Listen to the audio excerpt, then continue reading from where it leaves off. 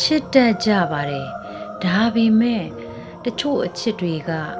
နှလုံးသားတစ်ခုကိုဘဝတစ်ခုလုံးပေါ်မှာပုံအောပြီးဆက်ရှစ်သွားတဲ့အတွက်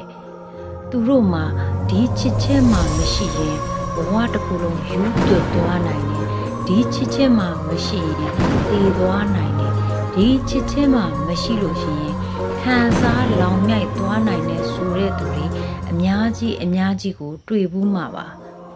ဘာလို့လဲဆိုတော့ဘာသာတရားတွေကိုးကွယ်ယုံကြည်တယ်လို့ပဲဒီချစ်ချင်းကိုနှလုံးသားတစ်ခုလုံးနဲ့ယုံကြည်ကိုးကွယ်တဲ့သူတွေရှိတာကြောင့်ဒီချစ်ချင်းတရားမှမရှိရင်ဘဝတစ်ခုလုံးကအဓိပ္ပာယ်မဲ့တယ်ဒီချစ်ချင်းမှမရှိလို့ရှိရင်မျောလင်းချက်တွေလည်းကင်းမဲ့လာတယ်ကမ်းလွန်လမ်းလွန်ကိုကြည်နေရတယ်လို့ပဲဘဝဆုံးသွားတဲ့အထိကိုသူတို့ခံစားရတယ်ဆိုတာကိုမြင်ဘူးတွေ့ဘူးမှာပါ